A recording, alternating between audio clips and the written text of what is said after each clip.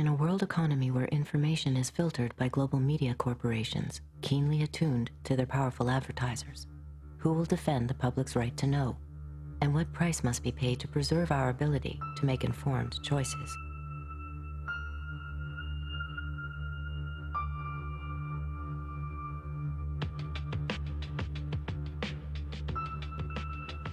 What Fox Television told us was that we were just the people to be the investigators. Do any stories you want, ask tough questions, and get answers.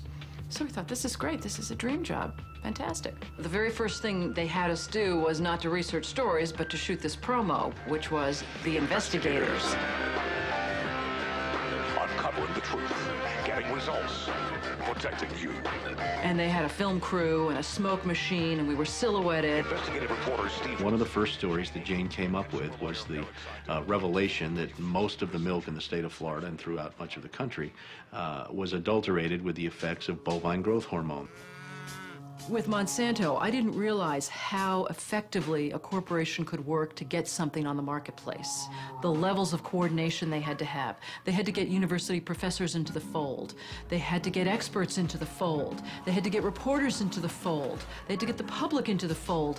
And of course the FDA, let's not leave them out. They had to get the federal regulators convinced that this was a fine and safe product to get it onto the marketplace. And they did that. They did that very, very well. Posilac is the single most tested new product in history and is now available to you specifically so you can increase your profit potential. The federal government basically rubber stamped it before they put it on the marketplace. The longest test they did for human toxicity was 90 days on 30 rats. And then either Monsanto misreported the results to the FDA, or the FDA didn't bother to look in depth at Monsanto's own studies. The scientists within Health Canada looked very carefully at bovine growth hormone and came to very different conclusions than the Food and Drug Administration in the US did. Monsanto's engineered growth hormone did not comply with safety requirements. It could be absorbed by the body and therefore did have implications for human health. Mysteriously, that conclusion was deleted from the final published version of their report. I personally was very concerned that there's a very serious problem of secrecy, conspiracy, and things of that nature. We have been pressured and coerced to pass drugs of questionable safety, including the RBST. We wrote the story. We had it ready a week beforehand. They'd bought ads. Farmers in the milk industry say it's safe, but studies suggest a link to cancer. Don't miss this special report from the investigators. That Friday night before the Monday the series was to begin, the fax machine spit out a letter from this very high-priced lawyer in New York that Monsanto had hired. It contained a lot of things that were just off-the-wall false, just demonstrably false. But if you didn't know the story and you didn't know how we had gone about producing it, would have scared you as a broadcaster, as a manager. And they decided that they would pull the story and they would just check it one more time. But the bottom line was that there was no factual errors in that story. Both sides had been heard from. Both sides had had an opportunity to speak. 1 week later, Monsanto sent the second letter. And this was even more strongly worded. And it said there will be dire consequences for Fox News if the story airs in Florida. And this time they freaked.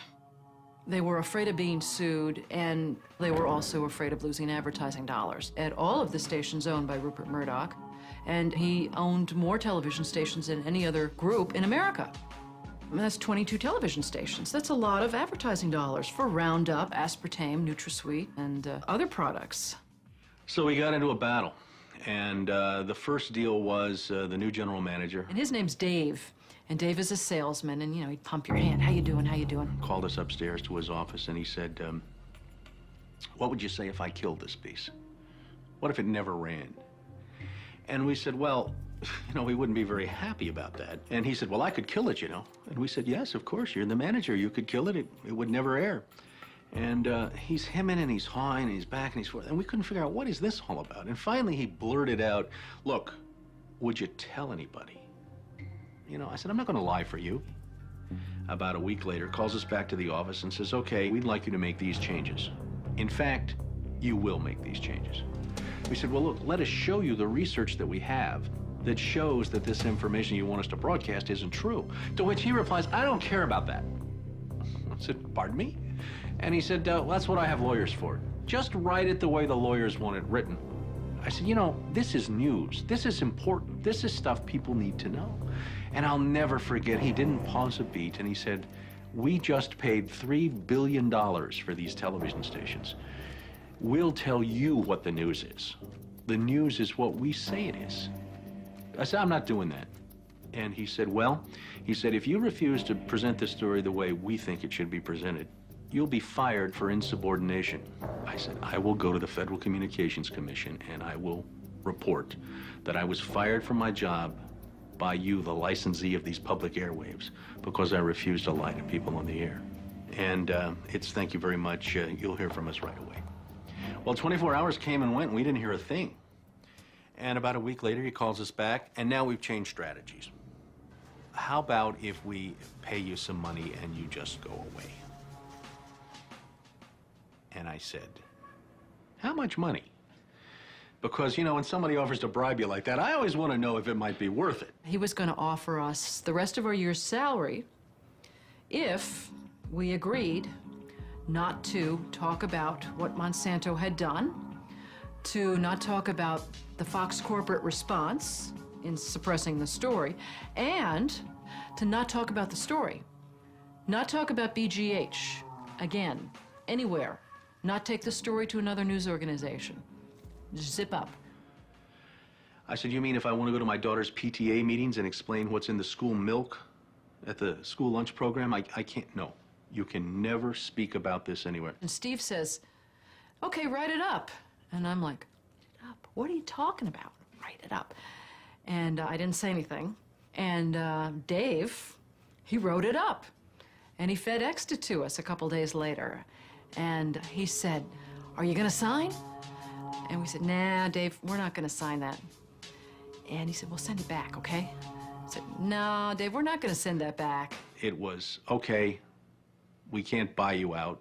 We can't shut you up. Let's get the story on the air in a way that we can all agree it will go on the air. And we started rewriting and editing with their lawyers. Well, during this 8-month re-review process, I say, jokingly, they did things like, for example, they wanted to take out the word cancer. You don't have to identify what the potential problem is. Just say human health implications. Any criticism of Monsanto or its product, they either removed it or minimized it.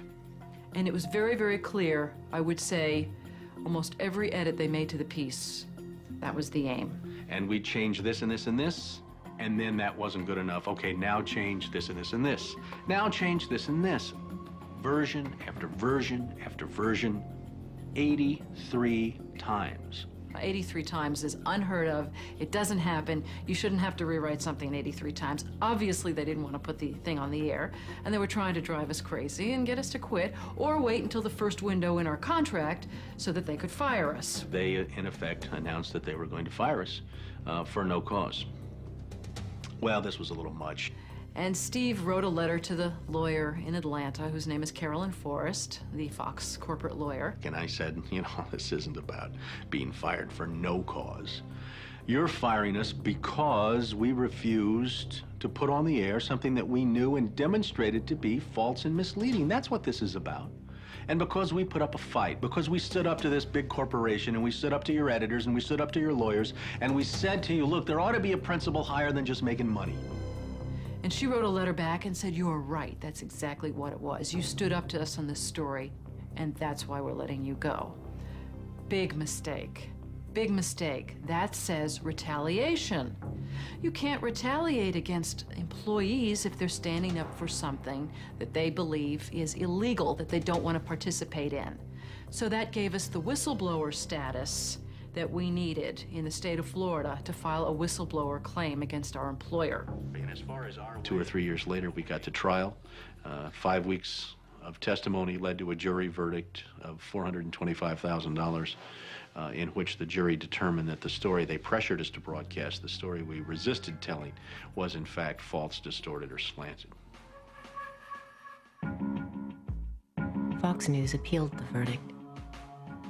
5 major news media corporations filed briefs with the court in support of Fox's appeal.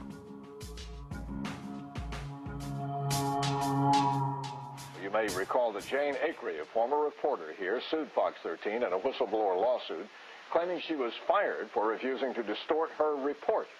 The appeals court today threw that case out, saying Ms. Akre had no whistleblower claim against the station based on news distortion.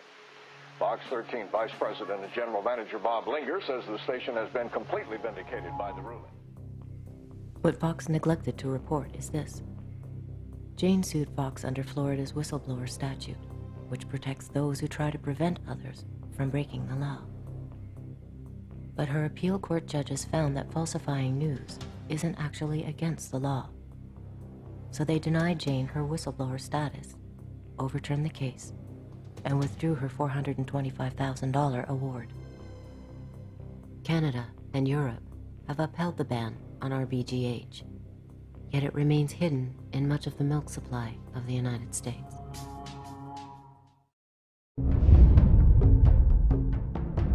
Canada's most popular documentary, The Corporation, now on DVD. More than 8 hours of extras on 2 discs, commentaries, the making of, deleted scenes, and more. 165 new interview clips on 23 topics, with related web links and strategies for change. Special offers at thecorporation.com. May cause social change. World domination not included.